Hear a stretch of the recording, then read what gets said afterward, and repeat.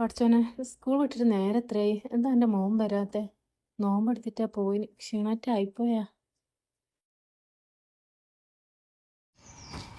അമ്മ എൻ്റെ മോൻ വന്നാ? ക്ഷീണം ഉണ്ടാടാ എൻ്റെ മോനിക്ക് നോമ്പ് വെച്ചിട്ട്? ക്ഷീണം കുറച്ച്, ദാഹ കൂടുതല്. അത് നല്ല വെയിലല്ലേ, അതുകൊണ്ട് സാരമില്ല, ബാങ്കുടുക്കാനായില്ല. അമ്മ ഇതൊക്കെയാ? ഇതെന്നാ ചോക്ലേറ്റാ? ഒരങ്കിള് തന്നെ ഞങ്ങക്ക്. ഒക്കെ മാത്രല്ല അമ്മ, ജിതിനും ആദർശനും കൂടി കൊടുത്തിന്. അവർക്ക് നോമ്പില്ലാത്തോണ്ട് അവരന്നേരം തന്നെ എനിക്ക് നോമ്പുള്ളതുകൊണ്ട് ഞാന് നോമ്പ് കുറിച്ചിട്ട് വെച്ചിട്ട് ഇങ്ങോട്ടേക്ക് കൊണ്ടുവന്നു. അതേതായാലും നന്നായി. മുട്ടായി കണ്ടപ്പോ എന്റെ മോന് കൊതിമൂത്തിട്ട് നോമ്പ് മുറിച്ചില്ലല്ലോ. ഇങ്ങനെ വേണം കുട്ടികളായാല്. ഉമ്മ ഉമ്മ പറഞ്ഞാല് നമ്മള് പഠിച്ചവനെ വിശ്വസിച്ചിട്ടല്ലേ നോമ്പെടുക്കുന്ന നേരം, പിന്നെ പഠിച്ചവനെ പറ്റിക്കാൻ പാടണ്ട.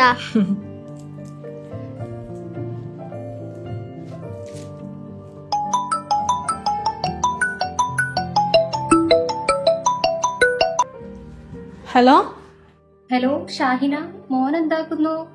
മോനിപ്പോ ഇവിടെ എത്തിയതേ ഉള്ളൂ. ഡ്രസ് മാറ്റാന്നും മറ്റു റൂമിലേക്ക് പോയിട്ടുണ്ട്. മോന് കുഴപ്പമൊന്നുമില്ലല്ലോ അല്ലേ? ഇല്ല. എന്തു പോയപ്പോ?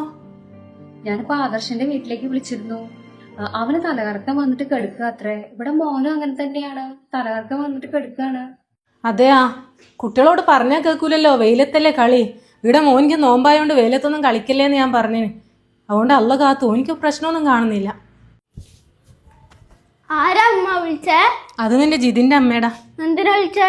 ജിതിനും ആദർശിനും തലകറക്കാവൂലോ. അങ്ങനെ കണ്ടമാനം വെയിലത്ത് കളിയ.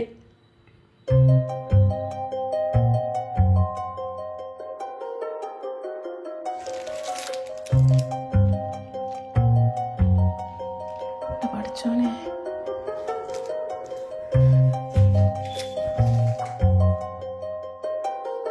ഹലോ, ഷാന്റെ ഉമ്മയാന്നേ.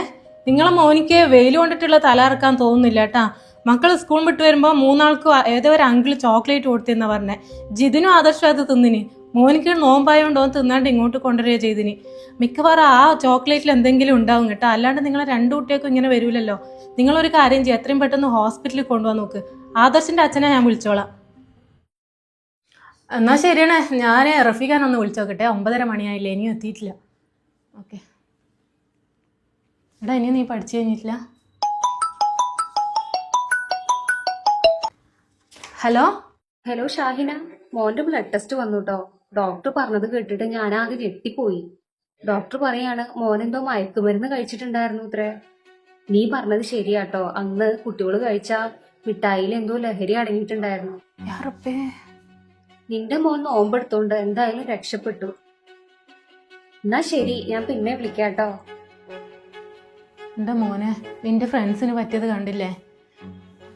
മനസ്സിനെ നിയന്ത്രിക്കാനും ആത്മസംയമനത്തിനും വേണ്ടിയിട്ടുള്ള ഒരു വഴിയാണ് ഈ നോമ്പ് നോക്കല്.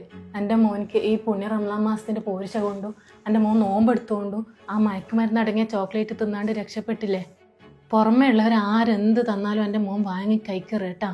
ഫ്രണ്ട്സ് എന്നാൽ പോലും ചോക്ലേറ്റ് ഒന്നും കഴിക്കറ്. ഇപ്പം ഒന്നും വിശ്വസിക്കാൻ പറ്റുന്നില്ല മോനെ. എന്നാൽ എൻ്റെ മോൻ കടന്നോ, അത്താഴത്തിന് രാവിലെ എണീക്കണ്ടല്ലേ.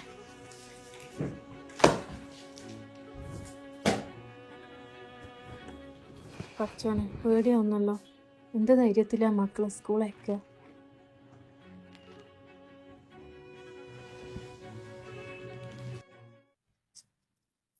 വേഗം പാടാ, നോമ്പുറക്കാനാകുമ്പോഴത്തേക്ക് അങ്ങ് എത്തുക.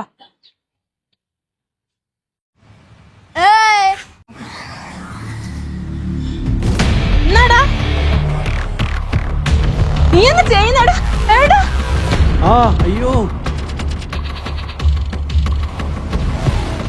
കള്ളനാണ് ഇയാള്, മയക്കുമരുന്ന് നിൽക്കുന്ന ആളാണ് ഇയാള്. നമുക്ക് ചോക്ലേറ്റ് ആണ്. അയ്യോ വിടരുതാ, അയാൾ ഓടുന്ന പിടിക്കയാളെ.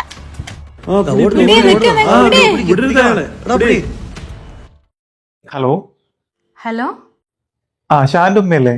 അതെ. ഞാൻ സ്കൂളിൽ നിന്ന് മാഷാണേ. എന്താ മാഷേ? ഞാൻ പ്രധാനപ്പെട്ട ഒരു കാര്യം പറയാൻ വേണ്ടി വിളിച്ചതാ. ഷാൻ ഇന്നലെ ചെയ്തത് വളരെ നല്ലൊരു കാര്യമാണ് കേട്ടോ. സാധാരണ കുട്ടികള് ഇത്തരത്തിലുള്ള ലഹരി മാഫിയകൾക്ക് പിടികൊടുക്കാനാണ് പതിവ്. പക്ഷെ ഷാൻ അവരെ പ്രതിരോധിക്കുക മാത്രമല്ല, അവരെ നിയമത്തിന്റെ മുൻപിൽ കൊണ്ടുവരാനും സഹായിച്ചു. ഇത് വലിയൊരു കാര്യമാണ്. ഈ നോമ്പ് കാലത്ത് അതൊരു പുണ്യ പ്രവൃത്തിയല്ലേ? അതെ, സ്കൂളില് ലഹരി വിരുദ്ധ ക്യാമ്പയിനിങ് നടക്കുന്നുണ്ട്.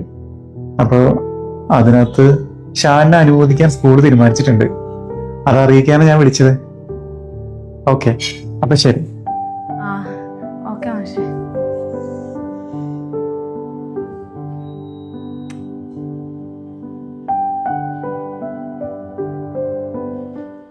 നമ്മുടെ സ്കൂളിലും മദ്രസകളിലും ആരാധനാലയങ്ങളിലുമെല്ലാം മയക്കുമരുന്നിനെ പറ്റിയും അതിൻ്റെ ഉപയോഗം മൂലമുണ്ടാവുന്ന ആഘാതത്തെപ്പറ്റിയും ഉദ്ബോധനം കൊടുക്കണം. ഈ ലഹരി മാഫിയകളെ ഒറ്റപ്പെടുത്താനുള്ള പദ്ധതികൾ കൊണ്ടുവന്നില്ലെങ്കിൽ നമ്മുടെ നാടിനെ ആർക്കും രക്ഷിക്കാൻ പറ്റില്ല.